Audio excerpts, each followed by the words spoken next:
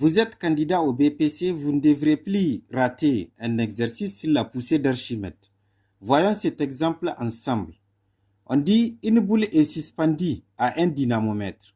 Celui-ci indique 5 newtons. Lorsque la boule est immergée dans l'eau, le dynamomètre indique 3 newtons. Donc en français facile, qu'est-ce que ça veut dire? Ça veut dire qu'après avoir suspendu la boule au dynamomètre, il indique 5 newtons. N'est-ce pas? Et on a gardé toujours la boule suspendue au dynamomètre. Et ensuite, on l'a immergée dans l'eau. Immergée en français facile, on l'a plongée. On l'a introduite, si vous voulez, dans l'eau. Et qu'est-ce qui se passe?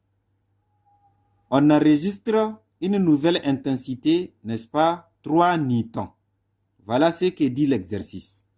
Maintenant, voyons ensemble les questions. Qu'est-ce qu'on a demandé? La première question, on dit, que signifie? Donc, que signifie? On peut également vous dire que représente 5 newtons et 3 newtons. 5 newtons, si on se comprend très bien, ça signifie tout simplement le poids réel, c'est-à-dire le poids normal de la boule, n'est-ce pas, qu'on appelle PR, poids réel.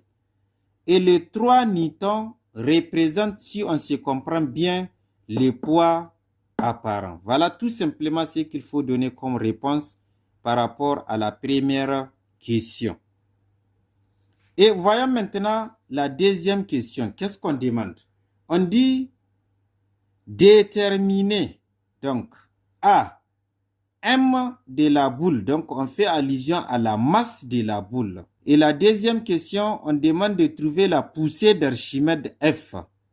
Et ensuite, on dit le volume de la boule. Et enfin, la masse volumique de la boule.